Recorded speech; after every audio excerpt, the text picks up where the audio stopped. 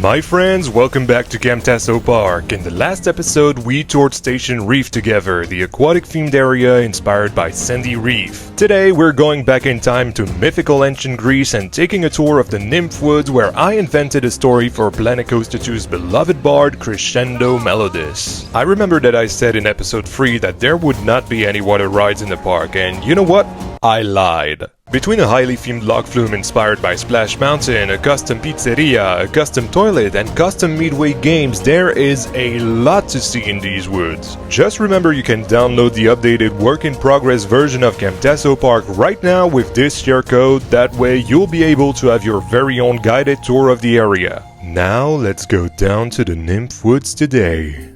Last time I left you in Undersea Archaeology, a sort of open museum where Station Reef exposes the artifacts they find during underwater expeditions. This really is just an excuse to have a smooth and in-universe transition from the aquatic area to the ancient Greece area, which are drastically different themes when you don't have that connection between the two of them. And let's talk about this portal, because it's the most detailed I've done yet. First of all, we have these very different signs marking the entrance to the Nymph Woods. Usually I like to show the name of the area above the portal, but for this one I wanted to do it very differently to keep the ruined gateway vibe immaculate. I've even decided to show the name of the aquatic area from the other side only, that way you're always immersed during the transition. But the greatest detail of all is by far the sculpted fresco depicting a part of the story behind the area. This central character, which is one of the main statues in the mythology theme, is Dionysus, and he decided to throw an endless party in the Nymph Woods near the River Muse.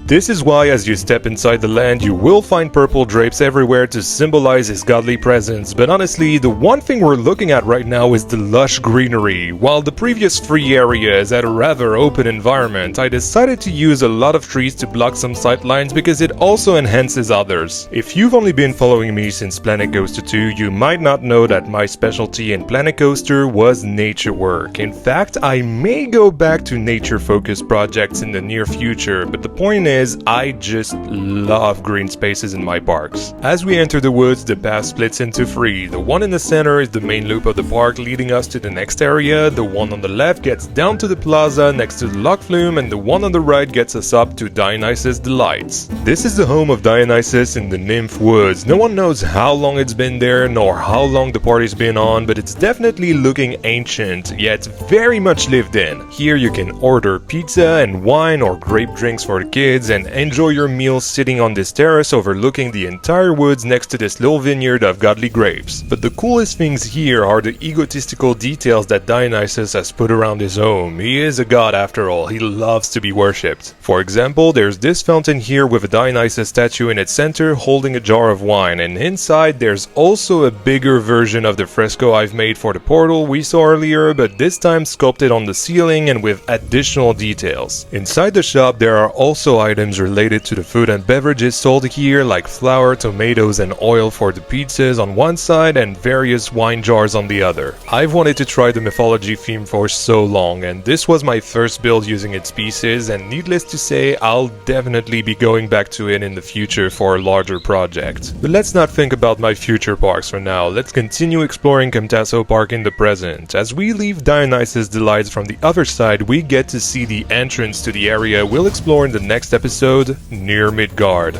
This will be our Norse mythology area, so I wanted to have nods to the Valkyries and warriors with a Greek style to them. On top of that, the architecture is loosely inspired by Petra, which is also carved from a cliffside. But we'll get to this area soon enough. Our next stop is the YannBK toilets for this 5th episode, and this one has a name, it's called Poseidon's Kiss, and I'd rather not explain this crude joke, so please, just Google it if you're clueless, okay? As always, I've used my toilet kit that you can download with this share code on the workshop so I could have sinks, hand dryers, toilet paper rolls and toilets, which I included in this new themed environment. Once we go down to the plaza next to our log flume, we have a few Midway games which are just an excuse to hide a shop without making a big gift shop, and this is where our guest will be able to buy the area specific mythology hat. Additionally, the Olympic games are classic games including a working high striker, you know, the one where you swing the hammer? This is a continuation of the interactivity I want to use in my parks when you'll be visiting them in first person. If you didn't know, well, first of all, that means you haven't seen the last episode, so what are you doing here? Go watch it, then come back to this one. And second of all, you can activate sequencers in the first person camera, which helps us have a lot of interactive features in our parks. It's a simple touch, but it helps the park feel more alive and it reinforces another player's immersion in it. And next to the exit path for our log flume, we have dryers that guests sadly won't use. I think it's great that Frontier have put those in for guests that come out of water parks, but frankly I think they should add the wet effect to guests that go on water rides too. What's your opinion on that? Speaking of getting wet, as we make our way from the dryers to the entrance of the flume, we cross a splash zone, which is almost like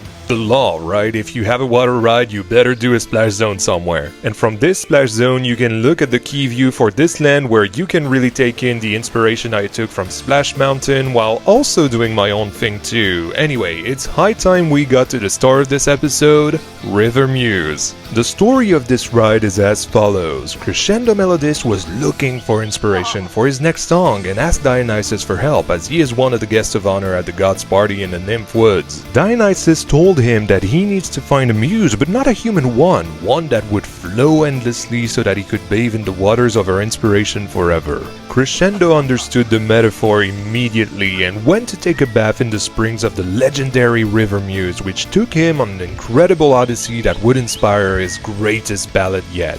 Now it's our turn to find inspiration by having our very own odyssey on the River Muse. As we enter the queue line, we're greeted by the personification of the river of inspiration itself. Then we see the river flowing next to the queue and have a great view of the final drop of the ride. This is where the Splash Mountain inspiration hit the hardest. I wanted a high point which one's eye would be drawn to when looking around the area, and this last drop is certainly it. We then get to the mythical springs where the River Muse starts, and as you can see, this is where the log goes backwards. I loved hiding this turntable. The theming makes it look so much better than the track piece does when you first place it. And finally, we go down the heights of the area into a cattle pen next to the first lift hill, which then leads you down to the final splashdown. But don't worry, it's not a splash zone on this side. I made sure of it. You might get misted, but that's about it. It's just a way to get you very excited to go on the ride as you're waiting your turn to board the log because the station's right around the corner. It's this sort of ancient druid temple dedicated to the worship of the River Muse and Dionysus, which is sort of inspired by the tumulus of Tutatis, except this one has an opening in the ceiling. And my friends, it's time for me to let you enjoy your odyssey down the River Muse. Take your Greek mythology books with you and keep an eye out, you might see some familiar faces along the way.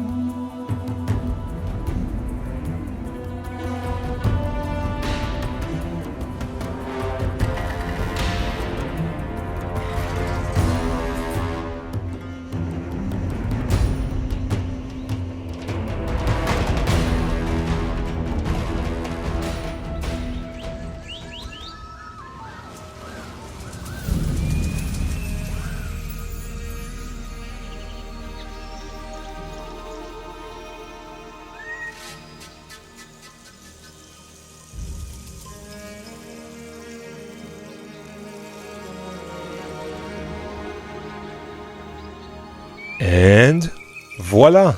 This was the Nymph Woods, the ancient Greece area themed to Crescendo Melodis, the bard character in Planet Coaster 2. This might be one of the smallest areas in the park, but I've taken extra care to make sure it's still up to its standard. I've just built it knowing it should take the least amount of percentage possible because we still have 2 more areas to work on and we're already at 61% on the console's complexity meter. This means that this area only took 8% to build, which is crazy considering all there is to do here. I'm really starting to wish I could have built Camtaso Park on a PC though, because I'm starting to hold back to make sure I can simply complete the entire park now. It's a bit unnerving, but I'll manage, don't worry. In fact, you may not know this, but I've decided to save for a PC. If you'd like to see that one day, make sure to support my hard work by liking this video, being supportive in a comment down below, and even subscribing to the channel. There still are 2 remaining Camtaso Park episodes and a park tour stream that are to come out really soon, so it really is the best time to subscribe. On top of that, if you cannot wait much longer and want to get the episodes in early access, consider becoming a channel supporter with the link in the description. You'll even get sneak peeks at my ongoing projects, special badges next to your name in the livestream and premiere chats, your names at the end of my videos and in my parks, but most importantly, you'll help me get closer to buying a PC like the 30 legends who appear on your screen are doing right now. And of course, if you'd just like to share your builds with me and my community, why don't you join the YannHQ Discord server? It's completely free and it's a very feel-good place where we'd love to welcome you. You'll find the link for that in the description. But for now, this has been Yan, you've been awesome, and I'll see you all next week for a new episode of Camtaso Park.